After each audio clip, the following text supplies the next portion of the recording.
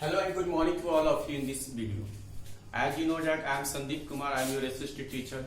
Today I will teach you about the second exercise of SST class 6 which name is the earliest society. It means that शुरुआती समाज या प्रारंभिक समाज. ठीक है, तो सबसे पहले जो अर्लीस्ट सोसाइटी है आज मैं आपके लिए लाया हूँ क्लास 6 का चैप्टर सेकेंड जिसका नाम है the earliest society.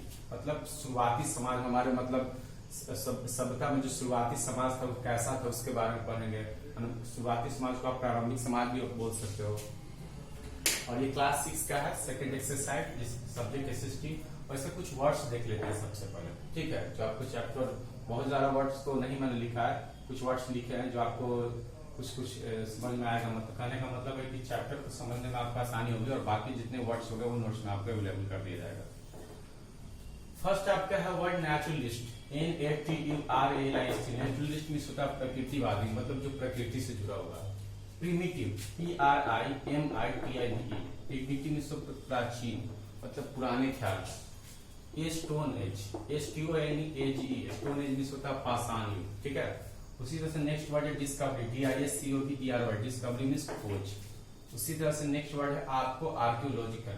ARCHAEOLOGICAL. Archaeological means होता है पुरातात्विक खोज, पुरातात्विक. Respectively RESPECTIVELY. रिस्पेक्टिव मीन्स क्रमशः. उसी तरह से नेक्स्ट वर्ड है आपका ग्रेजुअली, धीरे धीरे. GRADUALLY. ग्रेजुअली मीन्स धीरे. ठीक सर, पुनः मैं रिपीट कर रहा हूँ. Naturalist NATURALIST. Naturalist means प्रकृतिवादी. Second है प्रीमिटिव PRIMITIVE. प्रीमिटिव मीन्स प्राचीन.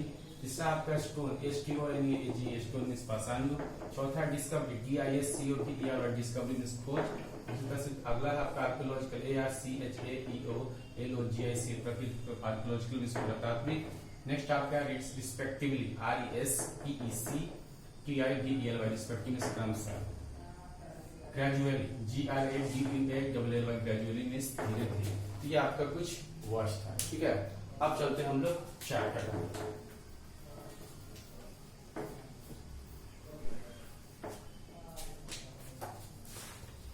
कहता है द अर्लीस्ट सोसाइटी.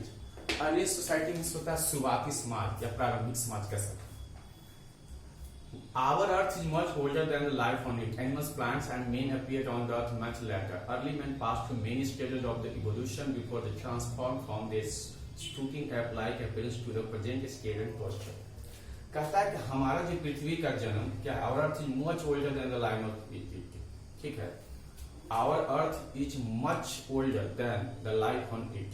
हमारा जो जीवन जो था उससे पहले जो है यहाँ पर जो जीवन जो था उससे क्या है much older than the life on it. बहुत पुराना, उससे भी क्या हमारा पृथ्वी क्या पुराना. Animal, plants and main appeared on the earth much later. कहता है जानवर, पेड़ पौधा और आदमी ये सब क्या होता है पृथ्वी पर बहुत क्या है प्रतीत हुए, दिखाई पड़े बहुत बाद में. ठीक है, अर्लियर मेरे पास बहुत शुरुआती जो आदमी थे वो बहुत सारे उसमें क्रमिक विकास हुआ, धीरे धीरे हुआ. क्योंकि वो जैसे हम लोग का अभी अवस्था है, मतलब हम लोग का जैसा रहन सहन कहने की बात है कि रहन सहन तो बात की बात है. कहने का मतलब हमारा जो विकास हुआ, मतलब हम लोग ऐसे हाथों को ऐसे नहीं रख सकते थे, हमारा आकार नहीं था, हमारा रंग रूप, ये बहुत क्या हुआ उसमें बदलाव हुआ. ठीक है, उससे ये बदलाव आकस्मिक नहीं हुआ, ये बदलाव धीरे धीरे क्रमिक हुआ. और आज जाकर शुरुआत में जैसे जानते थे कि इंसान जो था वो अपने आप को क्या था वो लंगूर के शक्ल में था. ठीक है, वो ठीक से चल नहीं पाता था, मतलब खड़ा नहीं हो पाता था. वही तरह अर्ली में pass to many stage of evolution. शुरुआत वाला जो लोग थे प्रारंभिक लोग, उनमें धीरे धीरे क्रमिक विकास हुआ. और क्या हुआ एप लाइक, मतलब एक जैसे लंगूर के जैसे थे, उनमें क्या हुआ बदलाव हुआ. और आज जो हम लोग अभी जो देख रहे हैं प्रेजेंट में जो है पोस्चर अवस्था में जो देख रहे हैं वो हमारा क्रमिक विकास के कारण है. Man has evolved through millions of years. Early man lived a creating life of hardship and struggle. कब तक मानव जो था मानव का इवॉल्व विकास हुआ बहुत अरबों साल पहले हुआ. ठीक है, और man has evolved through million of year, मतलब मानव का विकास जो अरबों साल का जो क्रमिक हुआ उसका फल था, रूप था. Early man lived a creating life of hardship and struggle. जो प्राचीन जो मानव थे वो क्या करते थे लिव्ड a creating life, मतलब प्राचीन वो क्या करते थे कि उसका जीवन जो था कड़ा था, कष्टमय था और हमेशा संघर्ष में एकदम कठिनाई से गुजरता था. The primitive man did not live a life like the man in modern times. It is by a graduate that he learned to live in sync with his one God. Because the primitive man did not live a life like the man in modern times. It was gradually that he learned to live in sync with his environment. कहता कि प्राचीन जो मानव जो थे वो क्या करते थे ना, वो आज के जो आधुनिक जो आदमी थे उनके जैसा वो नहीं जिंदगी जी पाते थे. It was gradually that he learn. धीरे धीरे उनमें क्या हुआ, उनमें सीखे और आज क्या हुआ, वातावरण के साथ परिस्थितियों के साथ उन्होंने सामंजस्य स्थापित करना शुरू कर दिया.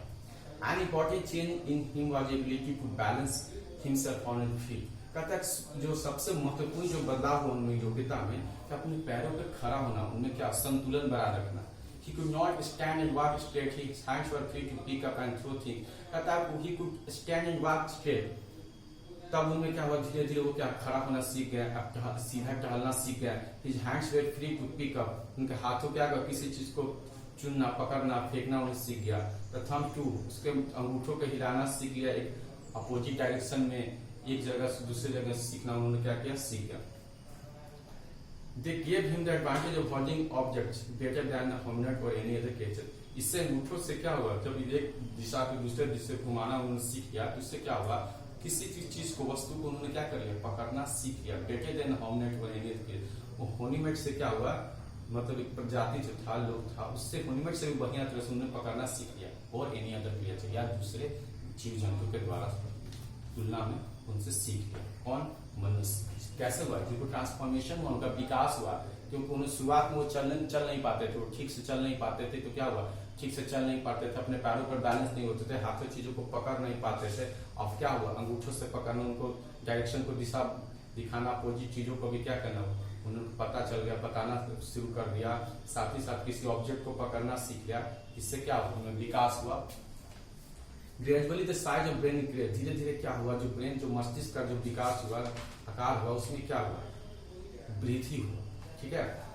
Robert Bruce Foote, none as the father of Indian prehistoric archaeological. Robert Bruce नाम के एक इंसान थे. क्या थे, रॉबर्ट ब्रूस नाम के एक इंसान थे. रॉबर्ट ब्रूस ये क्या थे ना, इन्हें क्या कहता है, प्रीहिस्टोरिक आर्कियोलॉजिकल, प्राग ऐतिहासिक जो पुरातत्व के क्या कहते हैं, उसको फादर कहा जाता है. किनको, रॉबर्ट ब्रूस के. He was a British geologist. वो क्या थे, वो आपका ब्रिटिश जो थे, वो क्या थे, भूविज्ञान थे. And archaeologist who conducted geological survey. जो भारत में जो सर्वेक्षण जो था, उन्होंने क्या किया, भू सर्वेक्षण का क्या उन्होंने क्या किया, परिचालन किया, कंडक्ट किया.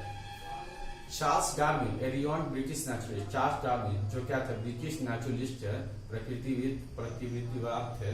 ठीक है, प्रकृति से जुड़े हुए क्या थे, पर्सन थे. Put forth theory that human beings evolve from unreservedly 1000 year ago.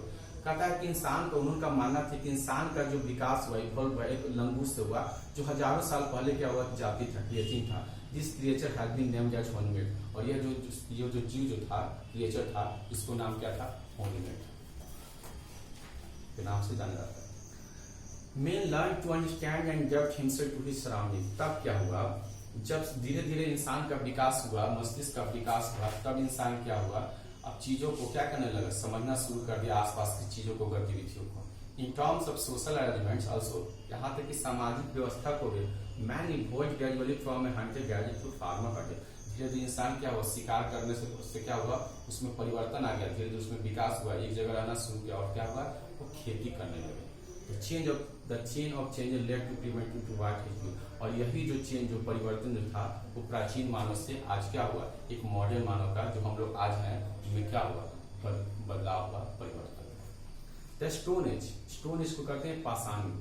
कहता है early human made tools of stone age they were early living surrounding. कहते हैं कि शुरुआती समाज में क्या करते थे लोग ना, कि किसी भी चीज का औजार बनाते थे, वो क्या करते थे, पत्थरों का होते थे. ठीक है, जो आसपास उसके चारों अवेलेबल होते हैं. जाहिर सी बात है, जब आपको कोई चीज समझ नहीं होता तो जो चीज आपके आसपास चीजें हो, उसी का आप यूज कीजिएगा, उपयोग कीजिएगा. Archaeological discovery has made it clear that, पुरातात्विक खोजों से ये क्लियर हो गया, स्पष्ट हो गया है, that this prehistoric hunter gather learn to use stones, woods and bones for various purpose as they were used. इस पत्थर, ये सब जो हड्डियां, लकड़ियों का इस्तेमाल क्या कर, अलग अलग उसको उद्देश्यों के लिए किया जाता था, जो उनको आसानी से प्राप्त हो जाता था. Out of this tools stone tools have survived the death. इनमें से सबसे अच्छा जो आपका, जो आपको जो उनको लिए अच्छा आपको मौजूद हुआ वो कौन हुआ, आपका स्टोन हुआ, मतलब पत्थर हुआ। Discovered that the sharp edged stones were useful in cutting and chopping wood and meat. कहता है कि उनको मानना था कि जो आपका जो पत्थर के नुकीले होने के कारण उससे मांस को भी काट सकते हैं, लकड़ियों को काट सकते हैं, ठीक है, उनको आसानी होती थी। साथ ही साथ stones way good for crushing and grinding, मतलब पीसने और क्या कुचलने में क्या होता था, उसकी मदद होता था। Based on the age of stone tools made with them the stone age can be divided into 4 periods. और जो स्टोन एज जो था, मतलब पाषाण युग जो था, उसको 4 भागों में डिवाइड किया गया। Stone age can be divided into 4 stage. Prehistoric, Palaeolithic age और ओल्ड स्टेज। मतलब क्या होता है ओल्ड स्टेज में, मतलब स्टोन एज को 4 भागों में बांटा गया है। फर्स्ट में आपका है ओल्ड स्टेज, ओल्ड स्टेज, ठीक है, ओल्ड स्टोन एज। सेकेंड में आपका मिडिल स्टोन एज, इसमें पूरा पसंद था। सेकेंड में मिडिल स्टोन एज, ठीक है, इसको मध्य पाषाण कहा जाता है। तीसरा में आपका है new stone age, new stone age, जिसको क्या कहता है नौ पाषाण कहा जाता है। और चौथा में आपका है पैलेयोलिथिक एज।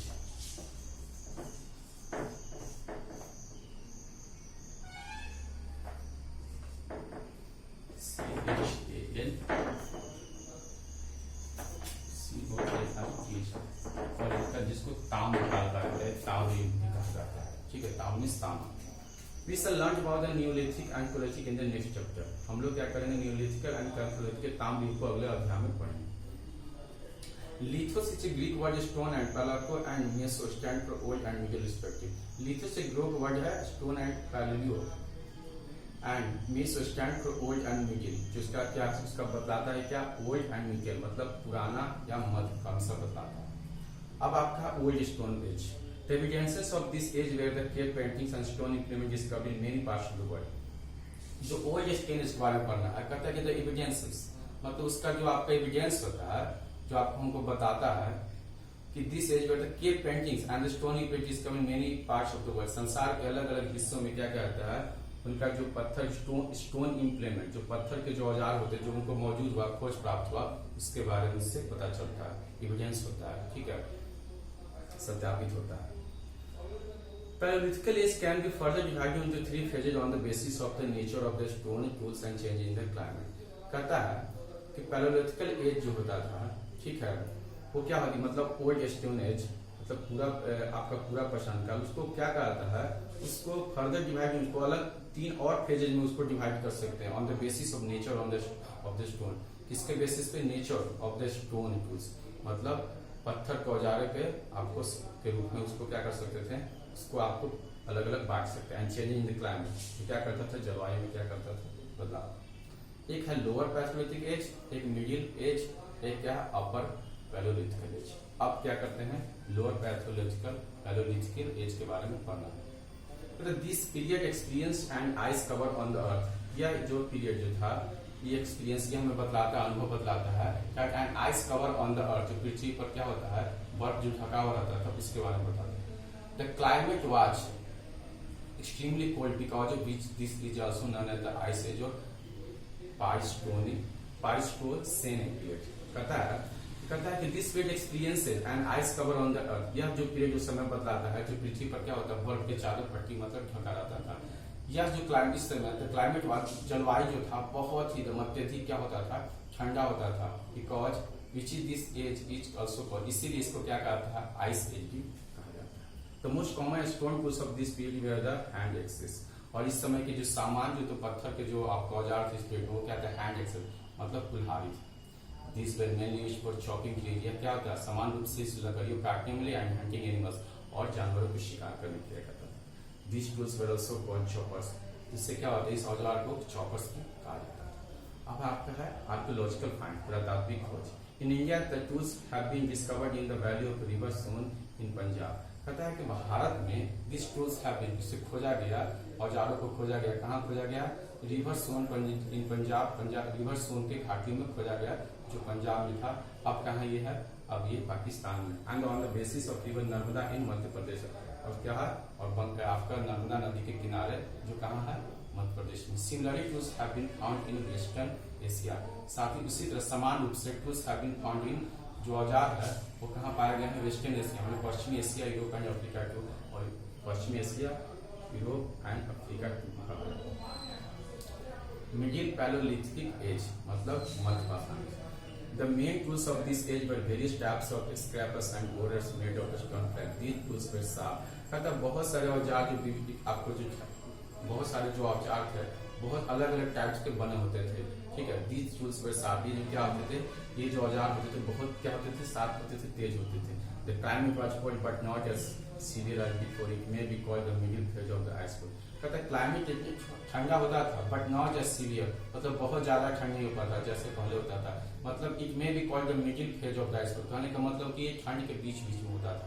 मिडिल फेज माने जो ठंड जो आइस फेज जिसमें पूरा बर्फ की जो चादर पट्टी जो ढकी रहती थी उसके बीच का हिस्सा था, ठीक है। Archaeological find, this tools were also found in Soan valley of Punjab. यह जो औजार जो था this tools were also found in the Soan valley. यह औजार जो है सोन वैली में भी पाया जाता था। और Punjab and on the bank of river Narmada, जो कहाँ पाया जाता था? पंजाब में, सोन वैली के पास जो पंजाब में है, and the bank of river Narmada, जो रिवर नर्मदा के बंगाल की खाड़ी में। अब नेक्स्ट आपका how are the stone tools made. Stone tools making just like craft making the involve paper planning and technique. कहता है स्टोन जो टूल्स था मेकिंग और जस्ट लाइक, वो क्या था? बिल्कुल एक क्राफ्ट मेकिंग, जैसे हम लोग हस्तशिल्प बनाते हैं टेक्निक से, इन्वॉल्व प्रॉपर प्लानिंग, जो तरीके से प्रॉपर प्लानिंग और टेक्निक से बनाते हैं।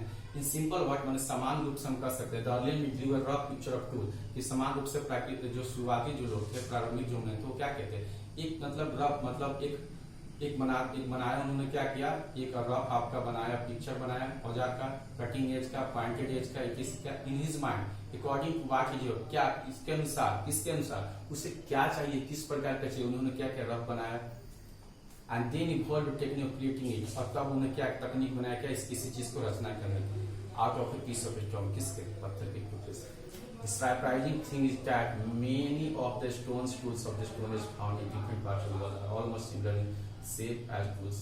कहता है कि सरप्राइजिंग जो चीज था, जो आश्चर्यजनक चीज जो था, many of stones tools of the stone age, कि जो उस समय का स्टोन एज जो था, पत्थर जो आपका स्टोन एज था, पाषाण युग था, फाउंड इन डिफरेंट, जो संसार के अलग अलग हिस्सों में जो पाए गए, और ऑलमोस्ट मतलब लगभग वो क्या थे? आज के जो औजारों का जो आजकल के जो औजार जो थे उसके आकार का बिल्कुल आपका मतलब समान रूप से था। तो इससे पता चलता है कि उस समय का माइंड क्रिएटिविटी कितना डेवलप था, ठीक है। अपर पैलोलिथिक एज, अब क्या होता है? अपर पैलोलिथिक एज कहता है this period occurred during the final phase of the ice phase. यह जो पीरियड जो था वो क्या था? इसमें मैंने बताया था कि मिथिल पैलोलिथिकल एज में आपका क्या था? वो जो आपका आइस जो था, आइस एज का बीच में था। लेकिन इसमें क्या था? This period occurred during the final phase of the ice. यह जो था आइस एज का फाइनल अंतिम अवस्था था। The climate had not yet become warm, कहने का मतलब had not yet become warm, लेकिन अभी तक भी क्या हुआ था? जलवायु ज्यादा गर्म, पूरा गर्म नहीं हुआ था। The most used tools of this period were blades and बीरिंग्स। क्या था? कहता है कि the most used tools of the period were blades and, मतलब जो आपका ब्लेड्स होते थे, तेज धरार वाले लोग चीज होते थे, औजार होते थे। Archaeological find, this tools have been found in Chota Nagpur plateau in Jharkhand and Bhopal in Madhya Pradesh. Hence the Palaeolithic in India were also known as quartzite men. कहता है कि the tools this tools have been found in Chota Nagpur plateau in Jharkhand and Bhopal in Madhya Pradesh. Hence the Palaeolithic in India were also known as quartzite men. कहता है क्या कि ये जो औजार होता है वो छोटा नागपुर के पठारों में पाया जाता था, जो कहाँ है? झारखंड में, एंड भोपाल में पाया गया, जो मध्य प्रदेश में। हेंस तब से जो पैलोलिथिकल मेन जो होती इंडिया में, वो क्या होते हैं? क्वार्टिजाइट मेन कहा जाता था। ये आपका पार्ट 1 आपका, ठीक है। और इसका मैं जल्दी आपका पार्ट 2 क्या करूँगा, आपको पढ़ाऊंगा। तब तक घर पर रहिए, सुरक्षित रहिए, और चैप्टर को हम आशा करते हैं कि आपने चैप्टर को समझा होगा। Thank you for watching. Thank you once again.